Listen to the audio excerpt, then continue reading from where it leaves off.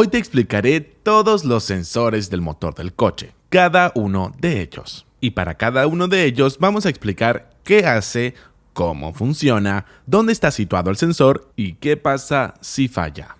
Obviamente este es un video bastante largo con información sobre 16 tipos diferentes de sensores, por lo que por supuesto puedes encontrar marcas de tiempo para cada sensor en la descripción para que puedas acceder rápidamente solo a los sensores que te interesan. Aunque se necesitan muchos sensores para que el motor y la SU o la unidad de control del motor hagan su trabajo correctamente, muchos de ellos funcionan de manera bastante similar. Hacen cosas diferentes, pero tienen características muy similares. Y para hacer las cosas más lógicas y fáciles de entender, he agrupado los sensores en 5 categorías: posición, flujo de aire, presión, temperatura y relaciones aire-combustible, emisiones y otros. Y comenzamos de inmediato con los sensores de posición. El sensor de posición del cigüeñal le dice a la SU la posición del cigüeñal. Debido a que la posición del pistón está fija en relación con la posición del cigüeñal, al conocer la posición del cigüeñal, la SU también sabe dónde está el pistón dentro del cilindro. Y al saber esto, puede iniciar eventos de inyección de combustible y o encendido por chispa en el momento correcto. Los sensores de posición del cigüeñal suelen ser de efecto Hall, que consta de 3 cables, o BR reluctancia variable, que consta de 2 cables. Aunque funcionan de manera ligeramente diferente, ambos se basan en los principios básicos del electromagnetismo para leer una rueda de gatillo hecha de metal ferroso. A la rueda del gatillo le faltarán uno o más dientes y cada vez que un diente faltante pasa frente al sensor, cambiará la señal que el sensor envía a la SU.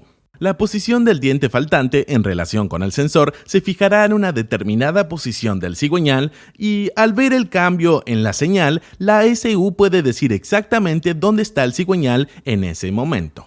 La SU también está configurada para el número total de dientes en la rueda del gatillo y al conocer el número total de dientes y medir la frecuencia con la que el diente faltante pasa frente al sensor, la SU puede calcular la velocidad del motor o las RPM. Ahora, cada motor de coche tiene un cigüeñal y por lo tanto solo necesita un sensor de posición del cigüeñal, y para poder leer la rueda del gatillo, el sensor debe estar ubicado muy cerca de esta y la rueda del gatillo debe instalarse en algo que gire a la misma velocidad que el cigüeñal, generalmente en la polea del cigüeñal o el engranaje de distribución donde se une la correa de distribución o la cadena de distribución o el volante de inercia. Entonces una de estas 3 ubicaciones es donde encontrará el sensor de posición del cigüeñal. Si el sensor falla por completo, entonces el motor no arrancará, o arrancará pero se detendrá después de funcionar muy brevemente.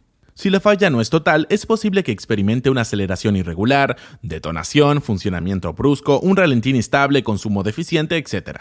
Ahora, el sensor de posición del árbol de levas hace lo mismo que el sensor de posición del cigüeñal, pero para el árbol de levas. En teoría, el motor puede funcionar solo con un sensor de cigüeñal, pero agregar un sensor de posición del árbol de levas ofrece una imagen mucho más completa para la SU y también es una capa de verificación para la información proveniente del sensor de posición del cigüeñal. Ahora, un sensor de posición del árbol de levas le permite a la SU saber qué está haciendo cada cilindro y cuándo lo está haciendo, y es por eso que se puede usar, por ejemplo, para controlar la detonación por cilindro, inyección secuencial y otros sistemas selectivos de cilindro.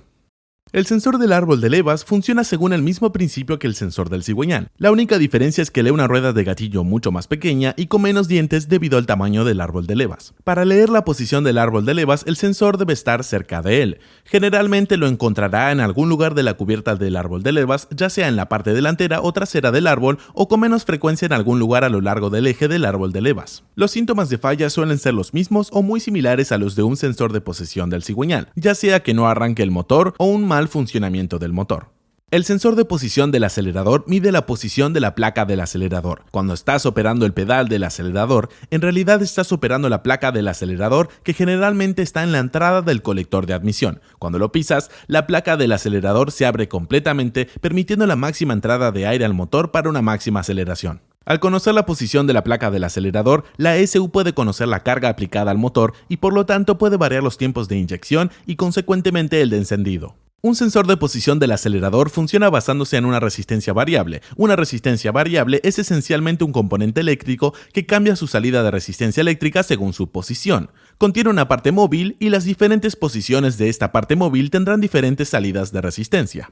En el caso del sensor de posición del acelerador, el eje de la placa del acelerador está conectado directamente a la resistencia variable, por lo que diferentes posiciones de la placa del acelerador tendrán diferentes salidas de resistencia, pero luego la electrónica del sensor la mide y convierte en una señal útil para la ECU. Ahora, esto es con lo que solían funcionar los antiguos sensores de posición del acelerador, pero hoy en día los sensores de posición del acelerador modernos en realidad dependen de mediciones de posición sin contacto que utilizan el efecto Hall, inducción o resistencia magnética para hacer el mismo trabajo que la resistencia variable. Obviamente, para medir la posición de la placa del acelerador, el sensor de posición del acelerador debe estar ubicado en el propio cuerpo del acelerador, y aquí es donde siempre se encuentra el sensor de posición del acelerador. Uno de los síntomas más obvios de un sensor de posición del acelerador defectuoso será una aceleración impredecible. El automóvil se sentirá como si no respondiera correctamente a los movimientos del pedal del acelerador.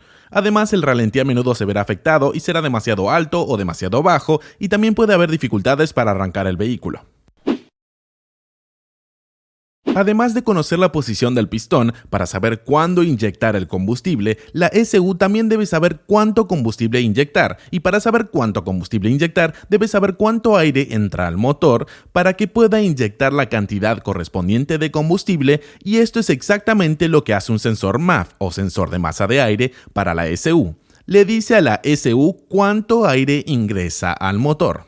Ahora, la mayoría de los sensores MAF son de hilo caliente o de película caliente, son un poco diferentes, y el sensor de película caliente es un poco más avanzado, pero ambos se basan en el mismo principio básico de altísimo coeficiente de temperatura de la resistencia de ciertos metales como el platino o tungsteno. El alto coeficiente de temperatura de la resistencia de estos metales significa que incluso cambios muy pequeños en la temperatura de estos metales cambiarán su resistencia. Por lo que cuando el aire fluye sobre estos metales, cambia su temperatura. Cuanto más aire fluye, más los cambios de resistencia, y la electrónica integrada del sensor MAF miden esto y luego convierten la señal en datos útiles para la ECU. Obviamente, esto es solo un principio de funcionamiento básico, y un sensor MAF es más complicado y más interesante que esto, y lo estaremos explicando en un próximo video que haremos. Pero por ahora, continuamos. Generalmente encontrará el MAF justo después de la carcasa del filtro de aire. Si no está allí, estará en algún lugar después de la carcasa del filtro de aire, pero antes del cuerpo del acelerador. Si un MAF falla por completo, el motor no arranca. Si recién comienza a fallar o si está un poco contaminado con suciedad, entonces enviará información incorrecta a la ECU, por lo que la ECU estará inyectando la cantidad incorrecta de combustible, y podrás esperar un motor que funciona con dificultad, ralentí deficiente, aceleración rara, consumo deficiente y otros síntomas similares. Ahora, un AFM o medidor de flujo de aire o medidor de flujo por paletas hace lo mismo que un MAF. Mide cuánto aire ingresa al motor, solo que lo hace de manera diferente y generalmente está presente en vehículos más antiguos. El medidor de flujo de aire tiene una aleta o una paleta en su interior, y el aire entrante empuja a esta aleta. Cuanto más aire entra, más empujará y abrirá la paleta. Ahora, la paleta o aleta está conectada a una resistencia variable, al igual que el eje de la paleta del acelerador del sensor de posición del acelerador. Diferentes posiciones de la aleta generarán diferentes resistencias, y luego la electrónica integrada medirá esto y lo convertirá en una señal útil para la ECU. Entonces, las diferentes salidas de resistencia le indicarán a la ECU cuánto está abierta la paleta y cuánto aire ingresa al motor. Al igual que el sensor MAF, el medidor de flujo de aire siempre estará cerca o justo después del filtro de aire. Dado que hace prácticamente lo mismo que un sensor de masa de aire, los síntomas de falla de un medidor de flujo de aire serán similares o iguales a los de un sensor de masa de aire.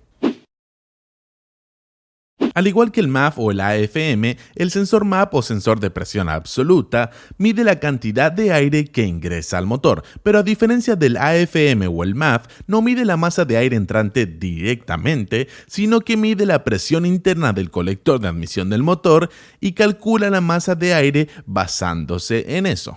La lógica es que cuanto más aire haya en un espacio frío, mayor será la presión que el aire ejercerá sobre las paredes de este espacio frío. Y esto es exactamente lo que utiliza el MAP, y midiendo la presión puede calcular cuánto aire entra al motor. El sensor MAP mide la presión del aire basándose en un pequeño chip de silicio micromecanizado. El chip de silicio consta de una membrana de silicio y un pequeño material piezoeléctrico. El material piezoeléctrico reacciona ante la flexión de la membrana de silicio bajo presión, cambiando su carga eléctrica. Cuanto mayor es la presión, más se flexiona la membrana de silicio y más cambia la carga. y la electrónica de a bordo mide esto y luego lo convierte en una señal útil para la ECU. Ahora, si está construyendo un motor de alto rendimiento o aumentando significativamente los niveles de boost de su motor, entonces el sensor MAP original ya no será adecuado y deberá actualizarse. Debido a que el MAP debe medir la presión directamente en el colector de admisión, también siempre está ubicado en algún lugar del colector de admisión, y nuevamente, debido a que en última instancia intenta medir la masa de aire entrante, los síntomas de falla serán similares o iguales que con un MAF o AFM. El sensor de presión de aceite obviamente mide la presión del aceite dentro del motor. Es un sensor muy simple, pero quizás uno de los más importantes y vitales para el motor, porque sin suficiente presión de aceite el motor sufrirá daños catastróficos rápidamente. Al igual que muchos otros sensores de presión en un automóvil, el sensor de presión de aceite es básicamente un transductor de presión piezoresisitivo, lo que significa que funciona prácticamente con el mismo principio básico que el sensor MAP que acabamos de cubrir, simplemente está calibrado para los diferentes valores esperados de la presión de aceite del motor. Ahora bien, en algunos casos, el sensor de presión de aceite de un motor no es un sensor en absoluto, es solo un interruptor, y la versión más básica contiene un diafragma que cuando se flexiona, simplemente provoca un circuito eléctrico y reporta que hay suficiente presión del aceite. Si no hay suficiente presión de aceite, el diafragma no se flexionará lo suficiente, no podrá activar el circuito eléctrico y se encenderá una luz de presión de aceite advirtiendo al conductor que el motor deberá apagarse para evitar daños. El sensor de presión de aceite generalmente está ubicado en algún lugar del bloque del motor, a menudo cerca del filtro de aceite, pero puede estar en cualquier parte del bloque del motor donde se puede conectar directamente a un conducto de aceite del motor para que pueda leer con precisión la presión del aceite. La falta de presión de aceite es una de las situaciones más peligrosas para un motor, por lo que si el sensor de presión de aceite no funciona correctamente e informa falsamente la presión del aceite a la ECU, entonces la ECU activará falsamente un modo de emergencia o se negará a encender el motor. Obviamente el sensor de presión de combustible mide la presión del combustible, eso es lo que hace. Entonces, ¿por qué es importante medir la presión del combustible? Bueno, al conocer la presión del combustible dentro del riel de combustible, la ECU puede saber cuánto tiempo debe abrir los inyectores para garantizar que se inyecte la cantidad correcta de combustible en el motor. Para medir la presión del combustible directamente dentro del riel de combustible, el sensor de presión de combustible casi siempre está ubicado en algún lugar directamente en el riel de combustible. Generalmente, el primer síntoma de falla es la dificultad para arrancar, especialmente con el motor frío. Otros síntomas incluyen mala aceleración y mucho consumo. Ahora, el IAT o el sensor de temperatura del aire de admisión obviamente mide la temperatura del aire de admisión. Es importante medir esto porque la densidad del aire está influenciada por la temperatura del aire. Cuanto más caliente esté el aire, menos denso será y menos moléculas de aire habrá en un espacio determinado. Aunque en teoría un motor podría funcionar sin sensor de aire de admisión, sigue siendo una muy buena idea tener uno, y el motor funcionará mejor con él que sin él. El sensor IAT funciona junto con el MAF, MAP o AFM para brindarle a la ECU una imagen más completa del aire que ingresa al motor, lo que ayuda a reducir las emisiones, mejorar la potencia y la eficiencia. Al igual que casi todos los demás sensores de temperatura en un coche, el sensor IAT es un termistor, lo que significa que su resistencia eléctrica cambiará en respuesta a los cambios en su temperatura. Y luego, como de costumbre, la resistencia se mide y se convierte en una señal útil para la ECU. El sensor IAT suele estar integrado en el MAF o el AFM. Si no está ahí, generalmente puedes encontrarlo en algún lugar del conducto de admisión, generalmente cerca del cuerpo del acelerador. Si solo hay un poco de suciedad en el sensor IAT, los síntomas de mal funcionamiento serán muy leves y apenas perceptibles. Si la falla es más grave, entonces el motor puede funcionar con dificultad, inestable o incluso detenerse, o puede generar breves aceleraciones involuntarias. Todos los sensores de temperatura restantes que cubriremos también son termistores, por lo que no explicaremos individualmente cómo funciona cada uno de ellos. Simplemente hablaremos sobre lo que hacen, dónde están, etc. Entonces, procedamos con el sensor de temperatura del anticongelante. El sensor de temperatura del anticongelante es muy importante para la ECU porque le indica qué tan caliente está el motor. Esto es importante porque un motor frío necesita una cantidad diferente de combustible en comparación con un motor caliente. El sensor de temperatura del anticongelante también es necesario para activar varias acciones, como por ejemplo arrancar los ventiladores del radiador, o si el motor se sobrecalienta, puede indicarle a la ECU que active el modo de emergencia o que se niegue a arrancar el motor hasta que se enfríe nuevamente. Como casi todos los demás sensores de temperatura, el sensor del anticongelante debe entrar en contacto directo con el fluido cuya temperatura intenta medir. Como tal, muy a menudo encontraremos el sensor de temperatura del anticongelante en el termostato o cerca de él. Algunos coches tienen más de uno y puede encontrarlos en cualquier lugar de las tuberías de anticongelante o en cualquier otro lugar por donde pase el anticongelante. Un motor frío necesita más combustible que un motor caliente. Esto significa que si el sensor de temperatura del refrigerante no funciona correctamente y le dice a la ECU que el motor está frío, aunque esté caliente, la ECU inyectará echará combustible adicional, lo que resultará en una mezcla rica en combustible, y esto significa que obtendrá un consumo deficiente o incluso humo negro en el escape en casos severos. También es posible un escenario opuesto y la ECU puede pensar que el motor está caliente aunque esté frío. En ese caso, inyectará muy poco combustible, lo que conducirá a una condición de funcionamiento pobre, y esto puede conducir a fallos de inyección e incluso detonación hasta que se caliente. La temperatura del combustible se debe medir porque la densidad del combustible, al igual que la densidad del aire, se ve afectada por la temperatura. El combustible caliente es menos denso y se quema más fácilmente, por lo que se debe inyectar un poco más para compensar esto. El sensor de temperatura del combustible suele estar ubicado en algún lugar del tanque del combustible, a menudo como parte del conjunto de la bomba de combustible. Con menos frecuencia se puede encontrar en algún otro lugar a lo largo de las líneas de combustible. La información proveniente del sensor de temperatura del combustible solo se utiliza para mejorar aún más la precisión de la inyección y cumplir con los estrictos estándares de emisiones. Un motor puede funcionar bastante bien con un sensor de temperatura del combustible defectuoso, y en algunos casos es posible que los síntomas no se noten en absoluto. Si la falla es más grave o si el componente del sensor falla, entonces el vehículo podría fallar en la prueba de emisiones o obtener un rendimiento y un kilometraje ligeramente peores de lo habitual. Aunque muchos coches solo tienen un sensor de presión de aceite y no mide la temperatura del aceite, medir la temperatura del aceite puede ser una capa adicional de protección. Si el aceite se sobrecalienta, esto afectará negativamente su viscosidad y el aceite no será capaz de hacer su trabajo, lo que puede provocar una falla del motor. Ahora, la ECU, al ver la temperatura del aceite, puede activar el modo de emergencia o negarse a arrancar el motor antes de que la temperatura del aceite se normalice nuevamente. Además de transmitir información a la ECU, el sensor de temperatura del aceite también puede transmitir información para activar o mostrar una pantalla visible para el conductor, y luego el conductor puede tomar medidas preventivas y apagar el motor si la temperatura del aceite aumenta demasiado. Para poder medir las temperaturas del aceite, el sensor debe entrar en contacto directo con el aceite dentro del motor. Como tal, se encuentra a menudo en el bloque del motor o con menos frecuencia en la culata. En los coches más nuevos se puede encontrar integrado en el sensor de nivel de aceite. Dependiendo de cómo falle, un sensor de temperatura del aceite que funciona mal puede hacer que la ECU piense que las temperaturas del aceite son demasiado altas aunque no lo sean, y luego la ECU podría activar incorrectamente un modo de emergencia. El sensor también puede funcionar mal de manera que no informe temperaturas de aceite demasiado altas, lo que puede provocar daños en el motor. Un sensor de temperatura de aceite defectuoso es muy fácil de detectar si hay un indicador o una pantalla correspondiente.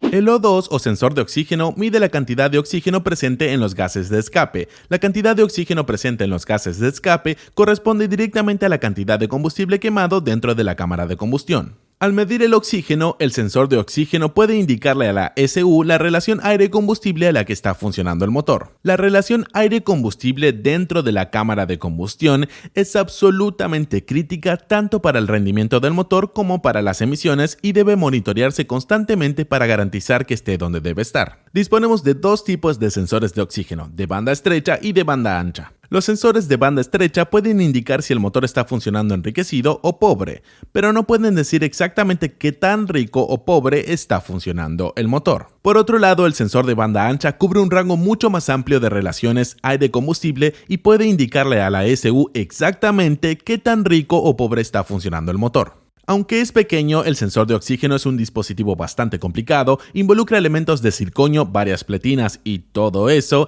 y explicarlo en este video realmente lo haría demasiado largo y complicado. Entonces, para los propósitos de este video, lo que les diré es que la cantidad de oxígeno medida en la punta del sensor corresponde a un voltaje producido por el sensor. Entonces, por ejemplo, 0.5 voltios estará cerca de las relaciones aire-combustible ideales, y en los otros extremos del espectro podemos encontrar demasiado rico y demasiado pobre. Entonces, lo que hará la ECU será aumentar o disminuir la cantidad de combustible inyectado para alcanzar nuevamente la relación aire-combustible ideal. La mayoría de los automóviles equipados con convertidor catalítico tendrán un mínimo de dos sensores de oxígeno, uno estará antes y otro después del convertidor catalítico. El que está antes del convertidor catalítico se llama sonda lambada delantera y generalmente está justo en el colector del escape o justo detrás de él, y se usa para ver la relación exacta de aire-combustible en la que está funcionando el motor. El que está después del convertidor catalítico se llama sonda lambada trasera y se usa para verificar que el convertidor catalítico esté haciendo su trabajo correctamente. Los síntomas de falla pueden variar desde apenas perceptibles hasta muy perceptibles, pero incluso si los síntomas son difíciles de notar, es probable que el vehículo no pase una prueba de emisiones.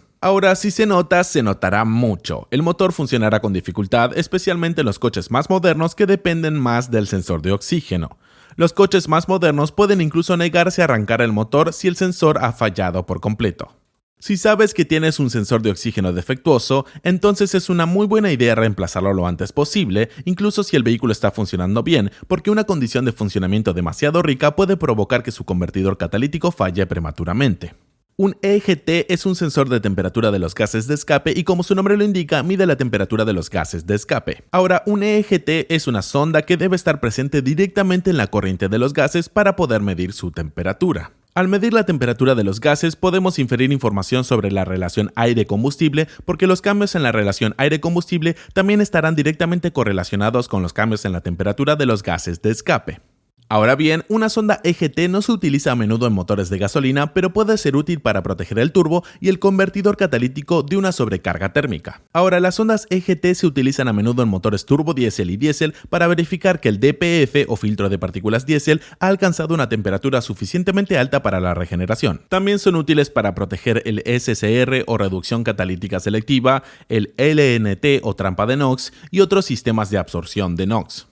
Para obtener la lectura más precisa de las temperaturas de los gases de escape, la sonda EGT debe estar lo más cerca posible de las válvulas de escape. Es por eso que siempre la encontrarás en el colector de escape muy cerca de la culata. La otra ubicación siempre será después del DPF o filtro de partículas diésel para verificar si el DPF está haciendo su trabajo. Las sondas EGT rara vez están presentes en los motores de gasolina de fábrica, por lo que realmente no hay síntomas muy comunes para comentar. Cuando se trata de vehículos diésel, una falla del EGT hará que el vehículo entre en modo de regeneración con mucha frecuencia y el modo de regeneración durará más de lo habitual y también es posible que obtenga un consumo y un rendimiento deficiente.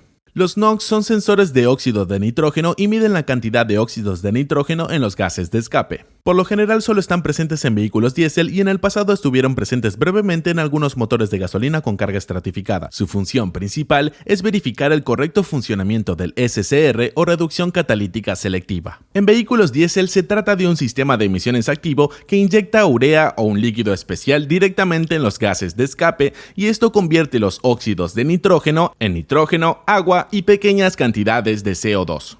Generalmente hay dos de estos sensores en un vehículo diésel, uno antes y otro después del sistema de reducción catalítica selectiva. El anterior mide la cantidad de nitrógeno que entra y el siguiente mide la cantidad de óxido de nitrógeno que sale para asegurarse de que el sistema de reducción catalítica selectiva esté haciendo su trabajo. Una falla hará que la mayoría de los vehículos diésel modernos entren en modo de emergencia. También puede obtener un ralentí inestable y un consumo deficiente. Ahora bien, la detonación es una combustión anormal dentro del motor. Si es lo suficientemente fuerte y persiste el tiempo suficiente, puede causar daños catastróficos al motor. Un sensor de detonación es esencialmente un micrófono, sintonizado para escuchar la frecuencia específica de detonación dentro del motor. Esto depende del motor, pero en realidad depende en gran medida del diámetro y la carrera de ese motor. Si el sensor de detonación detecta detonación, transmitirá esta información a la ECU y la ECU responderá retardando el tiempo de encendido o aumentando la cantidad de combustible inyectado en el motor para evitar que la detonación vuelva a ocurrir.